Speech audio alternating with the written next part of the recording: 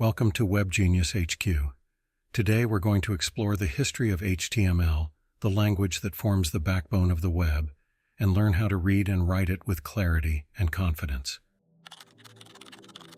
So, find a comfortable place, relax, and let's dive into the world of HTML. The story begins in the late 1980s with a man named Tim Berners-Lee.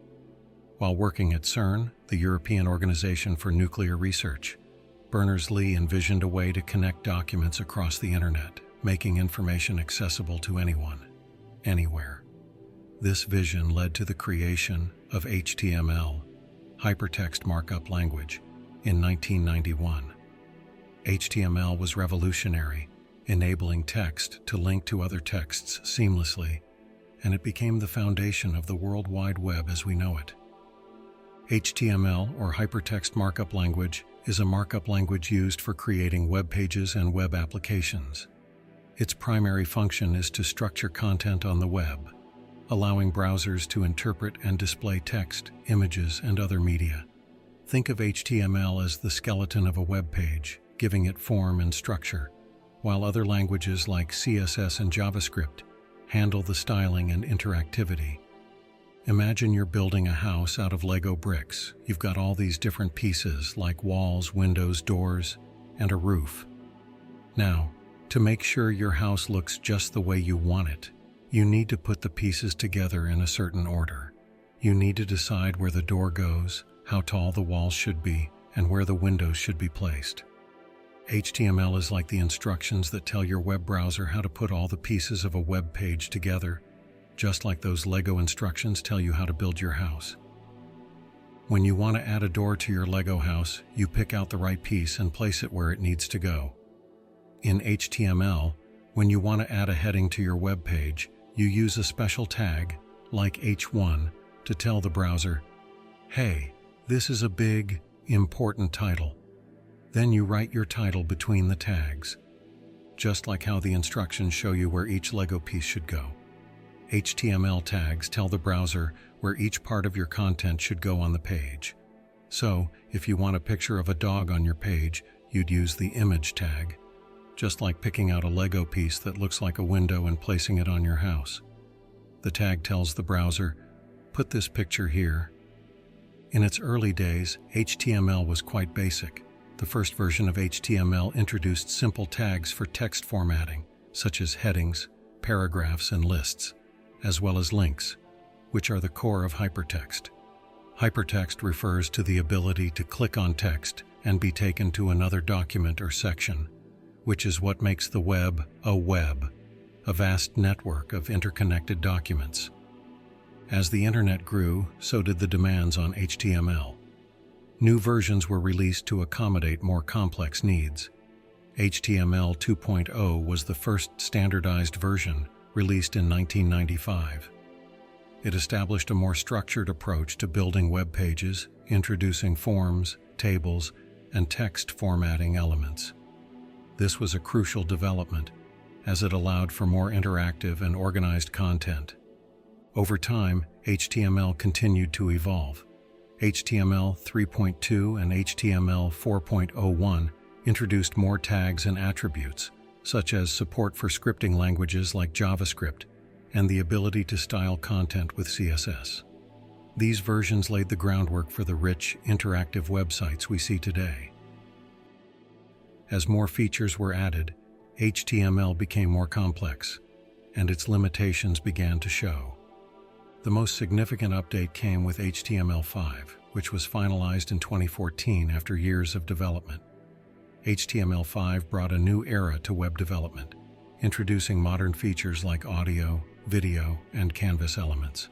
These features allowed developers to create more dynamic content without relying on external plugins like Flash. HTML5 also emphasized semantic elements, tags that clearly describe their purpose, making code more readable and accessible. At its core, HTML is all about structure and meaning. Every HTML document starts with a doc-type declaration. This tells the browser what version of HTML you're using. Think about your Lego house. Before you even start building, you usually have a box or a set of instructions that tells you what kind of Lego set you're working with. Maybe it's a spaceship, a castle, or a car.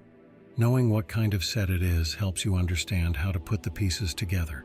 In the world of web pages, doc type is like that label on the Lego box. It tells the web browser what kind of set or version of HTML you're using to build your web page. When the browser sees the doc type at the top of your HTML document, it knows exactly how to handle all the pieces that come after it. HTML tags are like the labels you use when organizing your things. Imagine you're writing a story, and every time you start a new chapter, you put a big heading at the top that says, Chapter 1. In HTML, you use tags to tell the web browser what each part of your web page is. For example, if you want a big title at the top of your web page, you use something called an H1 tag to tell the browser, this is a big, important title. You start with an opening tag that says H1, write your title, and then end with a closing tag that says H1 again. This way, the browser knows exactly where your title begins and ends. Headings in HTML are just like the titles of chapters in a book. You have big headings for main sections, like the title of a chapter, and smaller headings for subsections, like the title of a section within the chapter. In HTML, you use tags to create these headings. The biggest heading, like a chapter title, is created with an H1 tag. For smaller headings, like section titles, you use tags like H2 or H3. This helps the browser understand the structure of your web page, just like chapter titles help you navigate through a book. Paragraphs in HTML are like the paragraphs you see in a book. They help break up your text into smaller, easy-to-read sections. In HTML, you use a P tag to tell the browser, this is a paragraph of text. Just like in a book, paragraphs make your web page easier to read and understand. Now, let's say you want to add a picture to your web page, like an illustration in a storybook. In HTML, you use something called an img tag to tell the browser where to find the picture and where to put it on the page. You also provide a short description of the picture in case the picture doesn't show up. This description is like a caption under a photo in a book, helping everyone understand what the picture is about. Imagine in your story, you mention a new place and you want your reader to jump to another page that explains more about it. In HTML, you can create links using something called an A tag, which stands for anchor. It's like giving your readers a magical portal that takes them to another part of your web page, or even to a completely different website. You just tell the browser where you want the link to go, and what words you want the link to appear as on the page. Then, when someone clicks on those words, they're taken right to that new place, just like a portal. Lists in HTML are just like lists you make in real life, like a shopping list or a list of your favorite movies. HTML has two kinds of lists, ordered lists and unordered lists. An ordered list is like a to-do list where everything is numbered, and an unordered list is like a list of your favorite snacks, with each item having a bullet point next to it. In HTML, you tell the browser whether the list should be ordered or unordered, and then you list out each item. The browser automatically adds the numbers or bullet points for you, just like how you'd organize a list on paper. Now, let's say you want to organize some information, like keeping track of your friends' favorite snacks and their birthdays. HTML tables are like making a chart in your notebook. You create the table, then add rows for each friend, and within those rows you create cells for their name, favorite snack, and birthday. You can also add headers to the table, like the titles at the top of a column in a chart. When the browser reads this, it turns it into a neat table, just like the ones you'd make in school. Finally, let's talk about forms. Forms are like those worksheets you fill out at school. They let you input information, like your name or favorite color, and then send it somewhere to be saved. In HTML, you create forms by telling the browser what kind of information you want to collect, like text boxes where people can type in their answers, checkboxes they can tick off, or buttons they can press to submit their answers. When someone fills out the form and clicks Submit, it sends their answers to a place where you can see them, just like turning in a worksheet to your teacher. Now that we've talked about tags and forms, let's dive into something called attributes. Attributes are like the extra instructions you might give when handing someone an assignment or a task at work. Imagine you're giving a report to your boss, and you include a sticky note that says, "Please review this section carefully." Or you're submitting an essay, and you attach a note saying, "This part explains the main idea." In HTML, attributes work the same way. They provide extra details about how a tag should function. For example, when you add an image to your web page, you use the source attribute to tell the browser exactly where to find the image file. It's like telling someone where to look for a document on the shared drive at work. Another common attribute is alt, which stands for alternative text. This is like adding a note that says, "If you can't see the image, here's what it's about." It's especially helpful for people who might be using screen readers or for when the image doesn't load properly. Let's talk about links and how they help people navigate through your web page, kind of like how signs and directories help you find your way around a building. Imagine you're in a large office building with lots of departments or a school with different classrooms. To help people get where they need to go, you'd put up signs and arrows pointing them in the right direction. In HTML, links do the same thing. They guide visitors to different pages or sections of your site. When you create a link in HTML, it's like putting up a sign that says, "Click here to go to the next page," or "Visit this section for more information."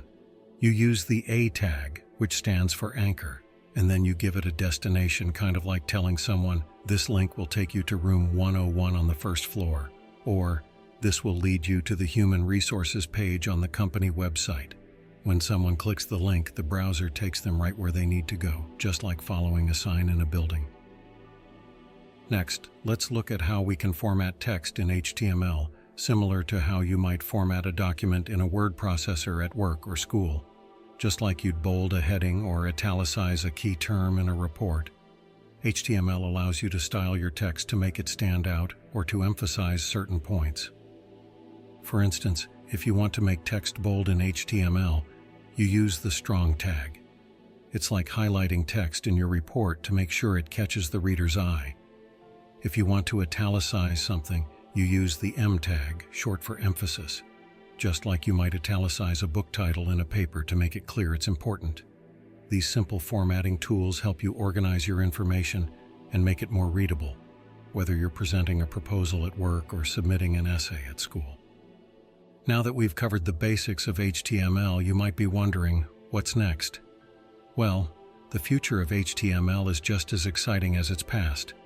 As the web continues to evolve, HTML remains at the heart of everything you see online.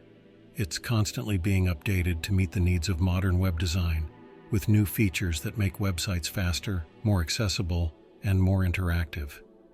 For example, as we move toward a future where more people are using their phones and tablets to browse the web, HTML is evolving to support responsive design. This means that websites built with HTML can automatically adjust to look great on any device, whether it's a large desktop screen or a small mobile phone.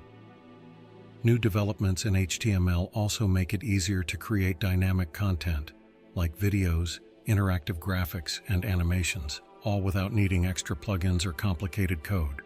So why is it important to learn HTML? Because it's the foundation of web design.